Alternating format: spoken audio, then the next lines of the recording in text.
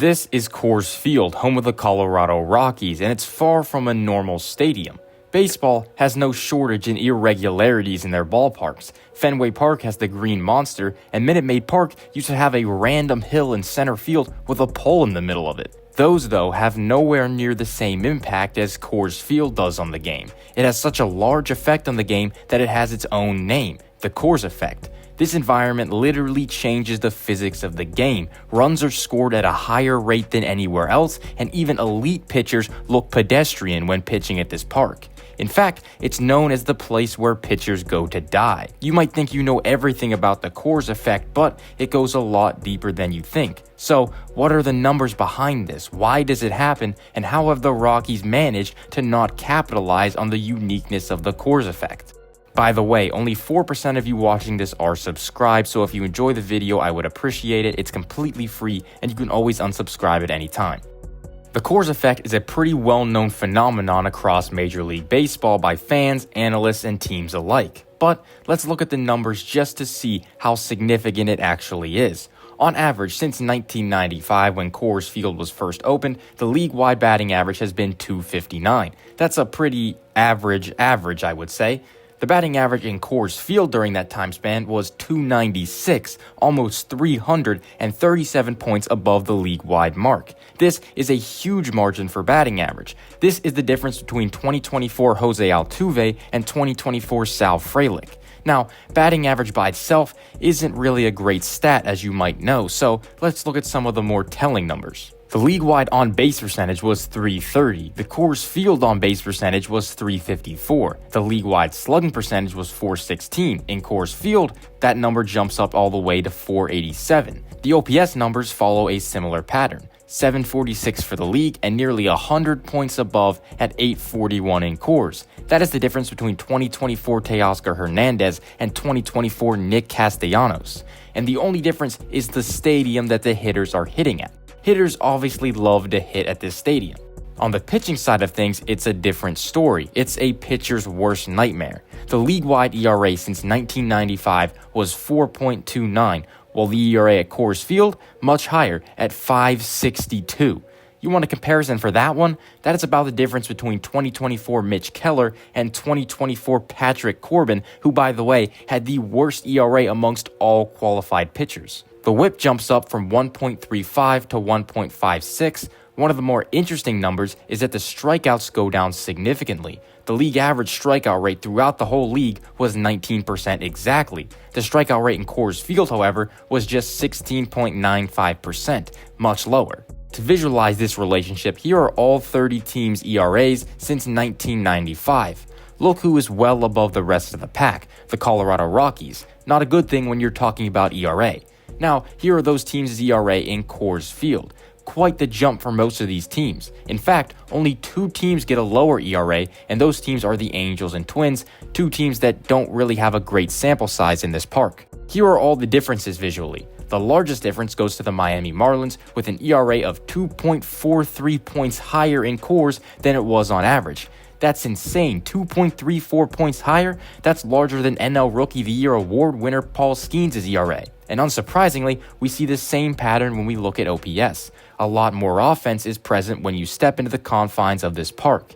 This time, only the Guardians and Yankees get worse, while most teams on average see a 100-point increase in OPS. Obviously, a very significant increase. It is pretty simple. Pitchers hate this place and hitters love it. If you know baseball well, just take a minute and think of a really good Rockies pitcher, maybe 2, maybe 3. Having a hard time? Yeah, that's not a coincidence. The Rockies have only had one pitcher eclipse a 5-WAR season, and that was Ubaldo Jimenez, who did it in 2009 and 2010. We also have to take into account that the Rockies front office hasn't been the best at building teams, but the point still stands that there have been very few successful pitchers in Rockies history, and that most likely is because of the Coors Effect. How does something this significant happen just because you're playing at a different park? You might think you know the answer to this question, but there is a lot more to it than you think. Of course, what you're probably thinking is the altitude. Denver's the mile-high city, and that's where the Rockies play. This is indeed one of the biggest factors for the offensive outburst that we see in Coors Field. If we want to analyze the effects of the increased altitude, first we need to understand a stat called park factor. If you already watched my video on T-Mobile Park, you would already be an expert on this, but if not, here's a quick breakdown.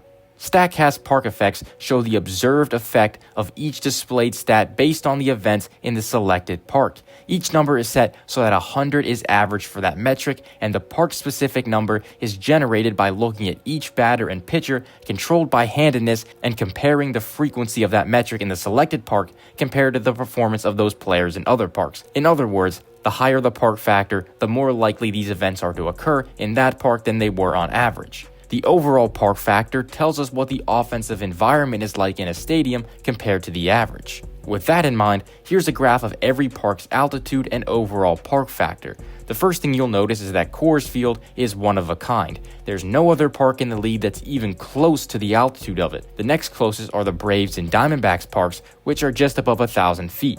It is truly an anomaly, and that is part of what makes it so interesting. Unsurprisingly, Coors also holds the highest park factor, meaning it's the most offensive environment in the league. It has a park factor of 112, which is in first by a pretty wide margin, with Fenway Park in second with 107. If we fit this data with the regression, it's pretty clear that a higher altitude is associated with a higher park factor. The association has a p-value of 0.00016, which means that there's a very little chance that this kind of association would happen randomly, meaning that there is probably something going on here. And most of you probably already know that higher altitude and thinner air in Denver causes the ball to fly farther. But that's not the only effect that it has on the game.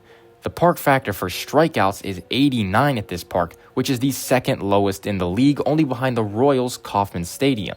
This means that we see an 11% decrease in strikeouts compared to the player's performance in other parks. This is also a direct result of the altitude. The majority of a pitch's movement is a result of the Magnus effect, which relies on air pressure to work. I'm not going to turn this into a physics class, but when there's less air, there's less movement. This means that pitchers' sliders aren't going to be as tight, their fastballs won't have the same life, and that will lead to more contact and less strikeouts. So not only does the altitude affect the distance that the ball flies, it also affects the rate at which hitters make contact. Now, you might think that this is the end of the Coors effect, but it's not. In fact, we have yet to talk about the biggest factor, in my opinion, something even bigger than the altitude. And that is the outfield. It's huge, bigger than any other park in the game. You might think that Coors gives up the most home runs in the league because of the altitude, but in fact, it has the 8th highest park factor for home runs, which means there are 7 other parks that give up home runs at a higher rate compared to the other parks. The reason why Coors is so low is because of the size of its outfield. It's 415 feet to center field, one of the longest in the league. It's 347 down the left field line and 350 down the right field line. If we look at this tool, which shows us a 3D model of Coors Field, we can get an idea just how big its outfield size is and how it compares to the rest of the league. Here's the field by itself, but now let's add every other fence in the league to it. You can see that most of the fences in gray are much shallower than it, and you can really see the difference in the gaps. There are nearly no other fences that have a left and right center gap that big. Now, you might think this is good for the pitcher. Bigger outfield means less home runs, but in fact, it's actually the opposite. Here is every team's triple total since 1995, and look who's far and away the number one spot. It's the Colorado Rockies. You see, if a ball gets into the gap in Coors Field, and if you've got any sort of athleticism on the bases, the chances for a triple are extremely high. If we look at the park factor for triples, there's a huge gap between numbers 1 and 2. Coors Field's at 198 and Chase Field is at 168. Chase Field is another park where the outfield is fairly large. One way this big outfield leads to more offense is the massive increase in triples, but that's not the only way. The outfield is just so large that it leads to the most singles getting down in the league. Coors Field is on top when it comes to the singles park factor, and once again, the gap is pretty large compared to the rest of the league. When it comes to doubles, it's in second. The only reason it's not in first is so many of the doubles get turned into triples. It's not just the home runs that makes Coors an offensive powerhouse, it's the singles, doubles, and triples too. This is something that I don't think people take into account when talking about the Coors effect, but it might just be a bigger factor than the altitude. Now, all these differences and uniquenesses that this park possesses makes it hard to evaluate players here. There have been a fair share of hitters that have been downgraded in the eyes of fans and analysts because they were supposedly only good because of the Coors Effect. The main places that we've seen this argument pop up have been the Hall of Fame cases for Larry Walker and Todd Helton. It took Larry Walker all 10 years on the ballot to get in, and it took Todd Helton 6 years to get the nod. A ton of people pointed to the home and road splits for these players, citing this as evidence that they are just a product of the Coors Effect. Their home and road OPSs are surprisingly similar, with their home splits being over 1,000 and their road splits being in the mid-800s. This is not a great argument at all, however. We have the capabilities to measure a player's impact while accounting for the environment that they're playing in. Stats like OPS Plus and WAR take those kinds of things into account to measure the true value of a player. Helton had a career OPS Plus of 133, meaning he was 33% better than the league average throughout his career. He put up a B-WAR of 61.8, and the average B-WAR of a first baseman Hall of Famer is 64.8. He had a 7-year peak WAR of 46.6 compared to the average 42 from the first base Hall of Famers. So he's right there with the first basemen who are already in the Hall, negating the Coors Effect. And don't even get me started about Larry Walker. The fact it took this guy all 10 years to make the Hall is crazy. He put up an OPS Plus of 141, even better than Helton, while also winning 7 Gold Gloves and being an above-average base runner. He had a 72.7 career WAR and a 44.7 7-year peak WAR. Both of those are higher than the average right fielder in the Hall of Fame. Both of these players were elite, and even if you take out what the Coors Effect did to their offensive numbers, they're still elite. It's easy to look at the difference in the home and road splits, but a mid-800s OPS for a career is still very good, and Larry Walker didn't even play his entire career for the Rockies.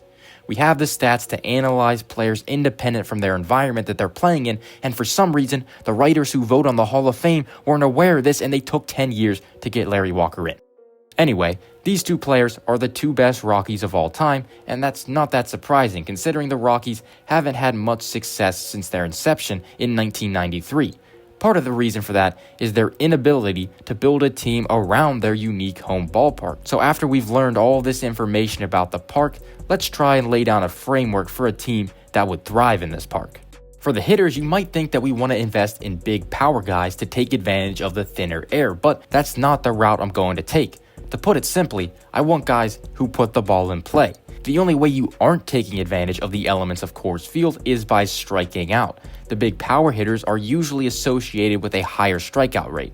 I'm not saying just ignore power hitters altogether, but I don't want players who are striking out more than 25% of the time, because they aren't taking advantage of the Coors Effect. Even though the Rockies had one of the worst offenses in the league last year, they were second in the league in BABIP, batting average on balls in play. That is not a coincidence. When you put balls in play at Coors Field, good things tend to happen. So as strikeout rates are on the rise for other teams, I want the Rockies to focus on lowering them to give them a little more of an advantage when they're playing at home. On defense, they need to key in on one thing. This is probably the most important key in building this team, and that is getting athletic outfielders. This huge outfield has a lot of ground to cover, and we want all 3 outfielders who can cover that ground. This will limit the amount of singles that get down and limit the amount of doubles that get turned into triples. Now, they have Brenton Doyle in center field right now, which is the ideal player for this. He has some of the best range out of any outfielder in the league. If I'm the Rockies, I would be extending him right now. He's by far the most valuable player they have. But in the corners, they trotted out a mix of Nolan Jones, Jake Cave, Charlie Blackmon, and Jordan Beck. These guys are not covering ground. They're more like a traditional corner outfielder where they're there for their offense, or it's just a spot where you kind of throw someone. I'd like to see them get some guys like Dalton Varsho or Wheeler Abreu or even a Sal Frelick or Johnny DeLuca. We don't need to have guys that are tearing the cover off the ball at these positions. It's much more important for us to cover this huge outfield so that the opponents don't get this advantage. For pitching, it's a little harder, but I think I've decided the type of pitcher that I want.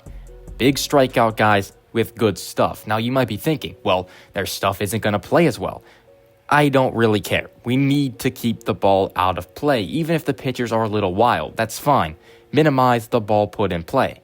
I think they should focus on the bullpen rather than building up a strong starting rotation. You're just not going to find a lot of starters that are going to thrive in this environment. The entire league is heading this direction anyway. Just watch this video if you want more on that. Load up a ton on high-stuff bullpen arms, which are very common. One of the best seasons in Rockies pitching history was Adam Ottavino in 2018. And you know how he did it? Striking out hitters. He had a 36% strikeout rate, which is the biggest reason he was able to succeed in Coors. He was even better at home that year than on the road.